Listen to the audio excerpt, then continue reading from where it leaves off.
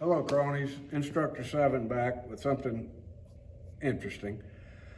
I visited with an old gentleman the other day at his home about something totally unrelated, and he was telling me about his father, who was a policeman back during the 1940s and 50s, right after the Second World War.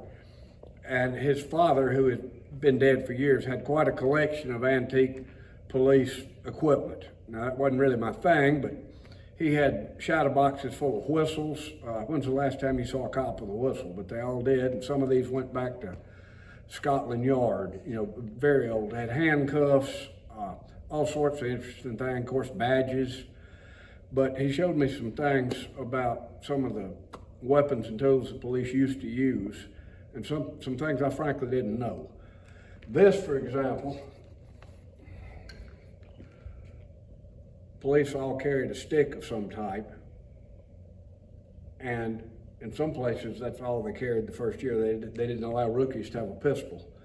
Well, they had a lanyard on them, and this is not very common anymore, but he showed me how to use it. It never crossed my mind, you just stick your hand through it, right? No.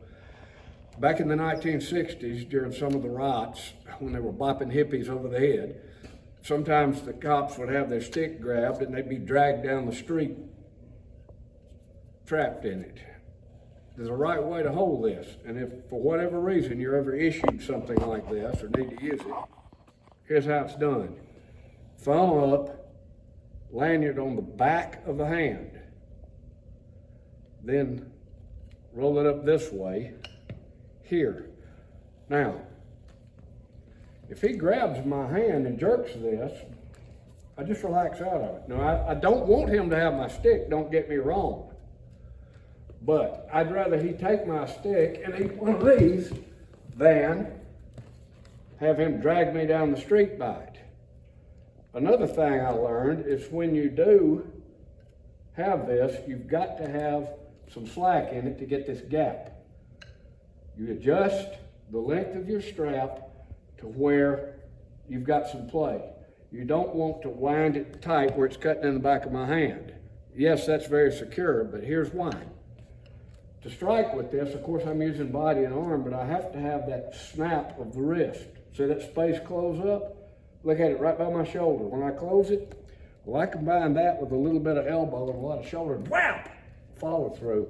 And that's how you get your impact. But that's the way to use a lanyard. Again, they don't do that much anymore, but if for some reason you have one, you're issued one, you're just interested in playing with this, try that. Another thing he showed me that was pretty interesting were blackjacks and saps.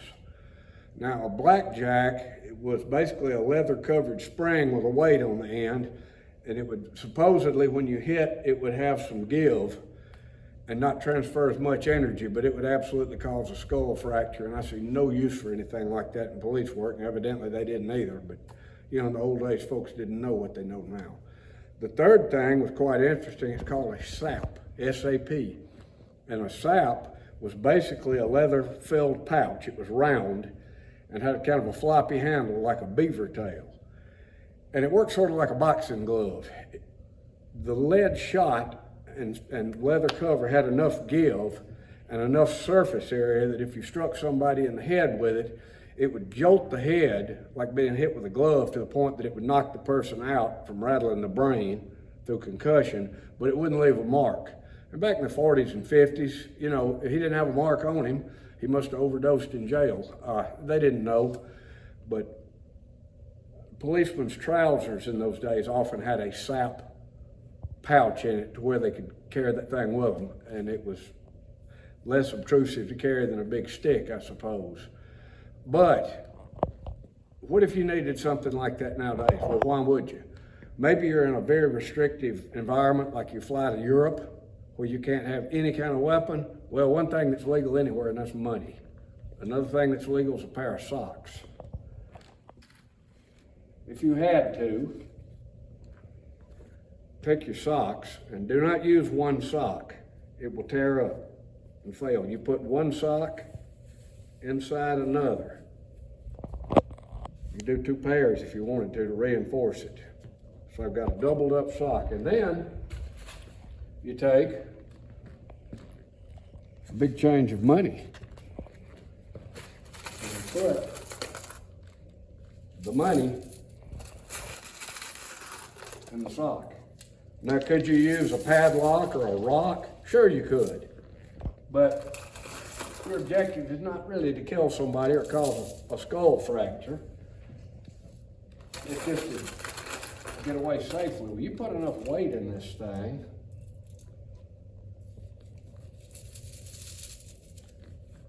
where's my big orange head? Now I've got the old rock in the sock here. Make sure that doesn't swing loose. Somebody gets unruly on the plane or coming out of the airport, right there. You see that transfer of energy? It's like a boxing glove, right there. It's not going to make much of a mark. It's hopefully not going to do as much damage or break a skull, but it'll knock him stone cold out. Another thing he showed me that police never use anymore is a pair of brass knuckles.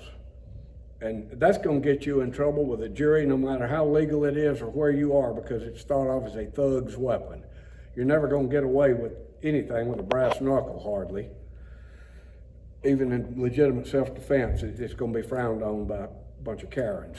Well, here's a way around that. Look at my gym bag right here. That look uncommon? I got a lock on my gym bag. You'd go through the airport with that. Now watch this. If I close that up, palm it just right, I now have a one-finger brass knuckle. Bam! Boom, right there. Yeah, that would be devastating. I wouldn't want to hit anybody with that, concentrating all that force on that one little loop. But you have to play around and see which lock fits your hand. And this one, I'll tell you right now, does not. It's just what I happen to have on my gym bag, but these round school type locks, combination locks, do. And you can use it this way, this way, this way. And if you had to, you could put it in the sock.